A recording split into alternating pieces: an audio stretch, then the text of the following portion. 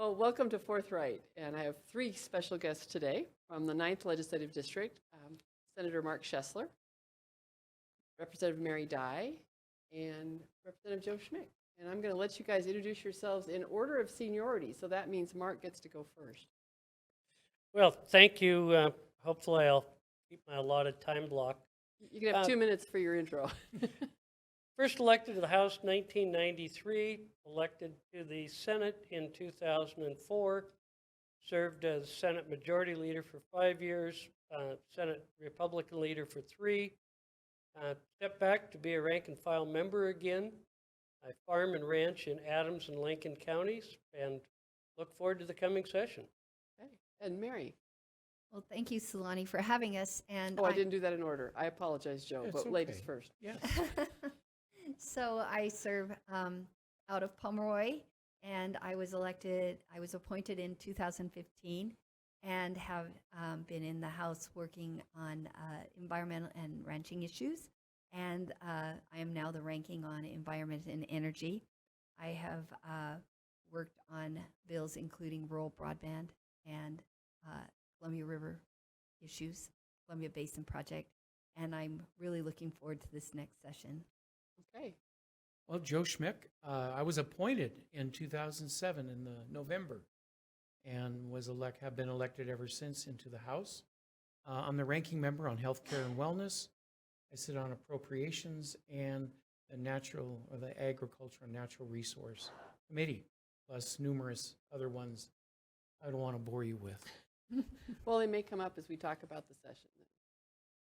Okay, so Mark, I got this idea because with the redistricting, now you will get to be my representative. We've been neighbors for a long time. I've known you for a while. And so do you have some comments on how this is shaping up for the state? Well, it's really interesting. We now represent all or part of 8 districts. Or 8 counties. Excuse me, let me start over again. We now represent all or part of 8 counties. I sometimes think they really blew it on communities of interest because I represent places like Pomeroy, Dayton, Ritzville, and Davenport. And somehow that doesn't really blend well with the suburbs, but that's the hand we're dealt. I always sort of coveted Lincoln County because my mentor was from there, my great-grandfather homesteaded there, and I still own and operate farm and ranch land in Lincoln County. So that won't be it won't be a stretch for you to come up a little farther to the southwest. No, I seem to find myself in Lincoln County for a number of services and FSA offices and things that come along with farming and ranching. And Joe, I think I met you first at a Washington Farm Bureau meeting when you were as you were starting, and you told me one of the committees you didn't mention is healthcare. You got stuck on healthcare, and you've discovered that you have developed quite an interest in that. You have some comments about rural healthcare in the next session. Well, our former leader, Richard DeBolt, came to Colfax to ask me to be the ranking on healthcare, and I turned him down 3 times. The 4th time, I finally said, okay, if the caucus needs me there, I will do it. I'd had a little bit of experience in management of a healthcare plan, but not a lot. And I've learned an awful lot in that realm. And I guess now I've just been there long enough. I'm starting to know where the problems are, where the challenges are, and how to work through the morass of the system we have to help people. I think that's something people don't realize is that legislators get those assignments, and if there isn't, you may have to develop a new range of interests and education in order to serve. Well, at that time, we had to handle a lot of the social services, and so I literally made every OPR, Office of Public Research. Mm-hmm. Those researchers come to my office and explain the programs until I could understand them. And really that has served me well. But that's how you kind of have to take it upon yourself that I'm going to learn this issue. Mary, what issues did you discover you needed to study up on when you first started serving? Well, they started me in Business and Financial Services Committee, And it was a lot about insurance, and it would be the mice type on your insurance policy. It's not something that I was very strong. And so I've since moved to committees that I feel comfortable with. I'm on the capital budget, which is very fun. And then I'm also on appropriations, which, like Joe had said, it's a lot of seat time, and there's just trails and trails of people coming in asking for funding. And so it goes pretty fast, even though you're sitting there for many hours. And then, of course, my love of natural resource, anything natural resource. So being on energy and environment is amazing. And I had to give up my position on the Ag Committee in order to take the ranking position on the Environment and Energy Committee. Well, that's a good segue to this morning's press conference that Governor Inslee gave on energy. Was there some takeaways that you want to encourage people to follow up on from that? Right, where do you begin? Yeah. The whole point of the governor's policy is to take the revenues that are generated from the new policies like low carbon fuel standards and the cap and trade program, which is basically a tax for producers of energy or users of energy. And that will accrue into your cost of your home heating and your transportation fuels when your commute to work. That's how that comes back into the government coffers to do programs. And his total focus of that policy is to reduce emissions by electrifying ferries, building EV charging, offering rebates for people to purchase EV cars. And really, we feel like it's a misuse of the funds, and that there's real practical environmental stewardship that needs to be done in this state. We should be using those resources so that people get real value from it. Yeah. And Mark, I think you had a chance to listen to some of what he had to say. I noticed he didn't give the legislators much chance to answer questions from the press, but what would your reaction be? Well, it's not a very good product if you have to pay people to buy it. Well, okay. You know, free markets determine what people purchase. If the market calls for, people reach out and buy it. But if you have to pay people to buy it, it may be a flawed product. And there's many ways to achieve goals for a clean environment. This one reaches pretty deep into the taxpayer's pocket. I know the one example, the question that was given to the governor, and he passed it off to the aide who had the numbers at the top of her head, was about a rebate for somebody who was making $50,000 a year in household income, and they were anticipating purchasing a $50,000 car. And all I'm thinking is they need to go to some financial planning class, because that's a really bad idea. It doesn't matter if you're getting a $10,000 rebate. It's still a really bad idea. So, Well, if you had, like I said, free markets move people in the right direction. It's anything but a free market because you're paying people to buy something they might not otherwise buy. That's probably a flaw. and then the money that's coming from somebody who didn't make that decision. Well, we've only begun to see the cost of cap and trade and low carbon fuel standards. People are all very much aware of how much prices at the pump have gone up in the past 9 months. We have yet to see the full impact of the cap and trade proposals or low carbon fuels. When you throw that onto it, the person who doesn't want that EV, or it isn't a practical application, look out, you're going to pay dearly. And if we look at inflation, energy is a big driver in every aspect of inflation, which most of the policymakers don't even remember. Yeah, I started my career in architecture when inflation had to be built into every single project budget. So speaking from inflation, now what are you most looking forward to working on this session, Joe? I think that there's some big issues. Of course, the Long-Term Care Trust Act to right. try to work on that, and hopefully we'll get rid of it. But So for folks that don't recall what that is, it's a new payroll tax cut. It is. Starts in January. and you will pay 58 cents per $100 of paycheck. Okay. Do you think there's going to be more of a push to waive off the implementation of that, or to raise that, because it's been judged as it's not sustainable right now? The rate has to be higher if it's going to.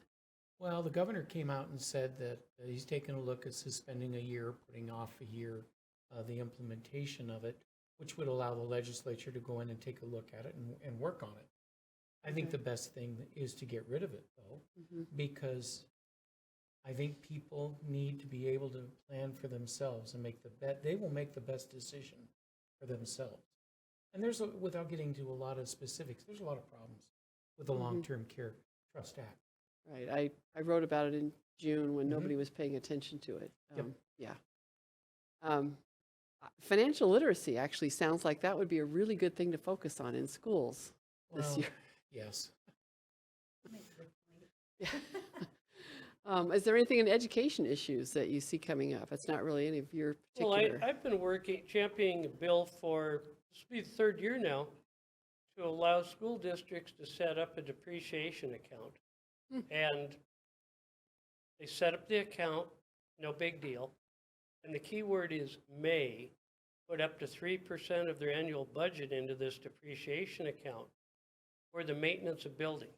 Now, it can't be siphoned off for pay raises, for any purpose, simply maintain. But it's far cheaper to put a new roof on a building for cash than it is financing it. So when you talk to a district like Pasco with $250 million, if they could put 1% away, they could be on a replacement schedule for roofs, HVAC, and many other things without asking the voters to pass bond issues. So I have yet to find a school administrator or school director that doesn't like that idea of a voluntary program for a depreciation account. We got it through the Senate, through House Education. I expect to be working that because it's something that all of our schools need. Okay, well, that sounds pretty sensible. It sounds like something that maybe just needs a little more push this year to get it all the way. Well, I think so. There's only one group that still doesn't like it, and they'll never be happy. So you look at the long list of people that support it, they're willing to testify. I really want to get over the top because, you know, I learned when I started taking over the reins of our family farm, I put a roof on a building every year. And I avoided the big costs, do it yourself, and it paid great dividends. And you come back and your own home, you know, many people improve their homes one step at a time with windows, roof, new HVAC. And if you don't have to finance it, whether it's a do-it-yourself project at home or one of the 40 school districts who represent Cash Talk. How would somebody who is interested in supporting that find that bill? Is there a key phrase, or do you happen to remember the bill number off the top of your You know, head? I'm not in that session mode for I bill know, numbers I yet. understand. Sorry, unfair question. I tell you what, I will find that bill and I'll make sure I write about that early in session then. I'm proud of it because it's something that It makes sense. I can find. Our biggest school district has been Pasco. Our smallest district is probably either Benj or Star, and they all like it, everybody in between. Yeah. Well, it makes sense. You put some away every year so that you can take care of those repairs you know are going to come up. Yeah. So going from that to maintenance to other kinds of maintenance that the state has to do, is there some other bills that have to do with maintaining things that have come up in front of you? Well, I have, you know, obviously we knew that there would be a large package of climate dollars going to different priorities based on what the governor was indicating from the passage of the Climate Commitment Act. And he confirmed everything that we knew. And so we're working on bills that will do substantive improvements to the wastewater treatment and stormwater runoff in the Puget Sound, so restoration of Puget Sound, investing a long-term for the forest health that just passed, and building the economies back in those small timber towns. Working on drought resiliency, so we're investing substantive amounts of federal and state dollars partnering up to complete a lot of the irrigation infrastructure on the Columbia Basin project. And we've been working closely with our friends in Lincoln County to get that done, and we're really on the cusp of getting large federal support for that. And we have invested substantive amounts to doing that project from the state capital budget. So we have a fairly robust plan in that area. And then drought resiliency, flood mitigation. We've had the atmospheric rivers. We have a really good map of where the flooding is occurring, and we want to invest in infrastructure that will help prevent catastrophic loss of life and property going forward. We've never had the political will to do so. It's time that we do it now. Well, there's nothing like a disaster to remind you that we need to prepare for something. Right, and this is in lieu of the money that the government would rather use investing in EV charging and electric vehicles. Do you remember we had a flash flood a couple years back running right through Pullman? Yeah, the same year we had a flash flood in Edwall. That's right. Elle and I came in and fined the city after the city thought out of the box, used a front end loader to go and rescue Right. people. I've got a bill to work on that. Again, I had one before, didn't make it all the way through. We've made some changes, but that is just ridiculous to think that you're going to penalize a community, and especially these public safety workers who thought out of the box and went in there and did a job safely, to penalize them with fines. Yeah, in emergency response, which is something that I've been involved with for a long time, and actually Edwall's flash flood was a few years earlier, and we did have a local woman who came in with a front end loader from the ranch to rescue her mom out of her house because her house had 3 feet of water up the front steps. And she was doing it safely. I don't know how else she was going to get out of there. We had no other options. So among other things, those are just a couple things that are out there for this session. Okay. Well, I'm going to give you each a chance to wrap up with your final thoughts going into the session. I'll start with you, Joe. That's one of them. Is you've got this little targeted bill to take care of one problem. I'm concerned, the federal government passed the 988 bill, which is the mental health. You're familiar with this. And they allowed a tax, and we instituted that tax, and they're going to be raising money.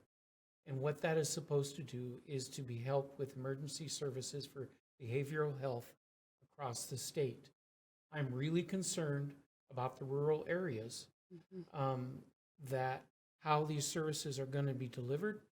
I am really worried about the lack of input that the local rural people have not had in this process. And so I'm pretty concerned about that. And that's something I'm going to be watching extremely closely, because we've got mental health issues. You talk to any of your sheriffs, EMTs in your local, and there's issues out there, and we need to get on a pathway. I can testify to those issues if you'd like.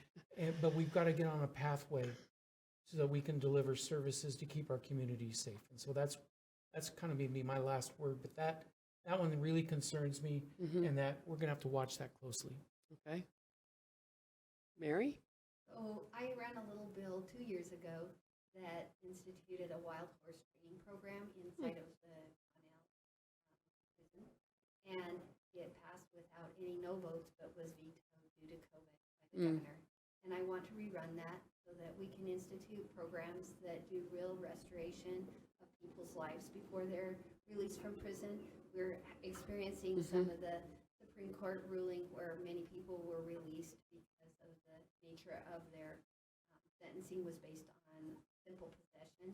And so we're going to experience people that haven't been given the skill set to really navigate freely and well in the system once they're released.